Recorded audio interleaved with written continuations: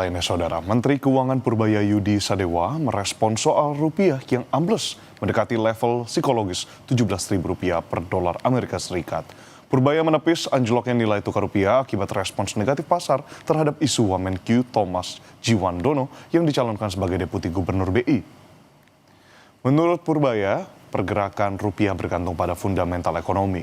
Purbaya bilang soal indeks harga gabungan yang berada di level 9.133 pada penutupan perdagangan hari ini, maksud kami kemarin, menjadi indikator rupiah akan kembali menguat karena dana asing tetap masuk ke dalam pasar modal. Purbaya optimistis rupiah tetap stabil dan pertumbuhan ekonomi akan semakin membaik. Ya, rupiah kan akan tergantung pada fundamental ekonominya. Anda lihat kan, IHSG berapa? Berapa sekarang? 91, 333. Tapi rupiah juga all time juga Pak, all time low Pak. Begini, kalau indeks naik ke situ, pasti ada flow asing masuk ke situ juga kan. Nggak mungkin domestik sendiri yang bisa mendorong itu ke level yang seperti itu. Ya tinggal tunggu waktu aja rupiahnya menguat juga karena supply dolar akan bertambah. Jadi ini mungkin sebagian spekulasi ketika Thomas akan ke sana, wah orang spekulasi dia akan independensinya hilang. Saya pikir nggak akan begitu. Nanti kalau begitu insaf juga langsung menguat lagi rupiah. Karena fondasi ekonominya kita akan jaga supaya semakin membaik ke depan. Pertumbuhan ekonomi akan semakin cepat. Saudara, Presiden Prabowo Subianto menggelar rapat terbatas dengan sejumlah anggota Kabinet Merah Putih membahas perkembangan satuan tugas penertiban kawasan hutan. Rapat terbatas digelar melalui konferensi video dari London, Inggris, Senin waktu setempat. Presiden menegaskan penataan aset negara dan pembenahan lingkungan di sektor kehutanan merupakan prioritas nasional yang tidak boleh terhambat jarak.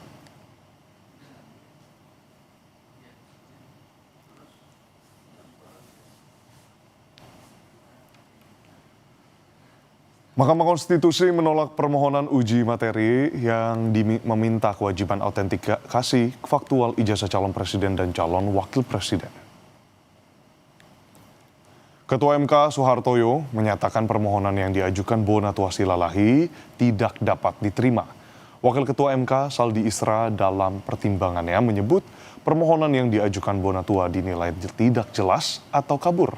Menurut Saldi, berkas permohonan tidak disusun sesuai sistematika pengujian undang-undang sebagaimana dipersyaratkan MK. Rumusan petitum yang tidak lazim sehingga sulit untuk dipahami oleh Mahkamah dalam pengujian undang-undang.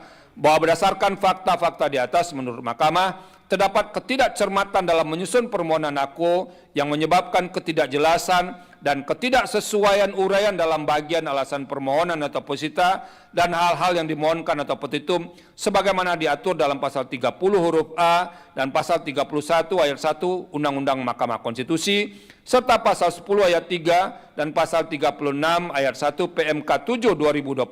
Oleh karenanya tidak terdapat keraguan bagi Mahkamah untuk menyatakan permohonan-permohonan adalah tidak jelas atau kabur atau obskur.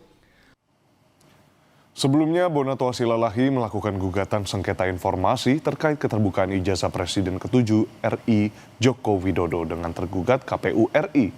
Komisi Informasi Pusat KIP Pelan lalu memutuskan salinan ijazah Jokowi dalam pencalonan Pilpres 2014 dan 2019 merupakan informasi terbuka.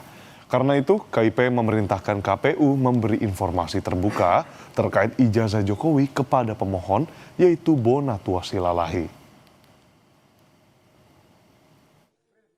Memutuskan menerima permohonan untuk seluruhnya, menyatakan informasi salinan ijazah atas nama Joko Widodo yang digunakan sebagai peserta pencalonan Presiden RI periode 2014 dan 2024 merupakan informasi yang terbuka. Memerintahkan kepada termohon untuk memberikan informasi paragraf 62 kepada pemohon setelah putusan ini berkekuatan hukum tetap. Saudara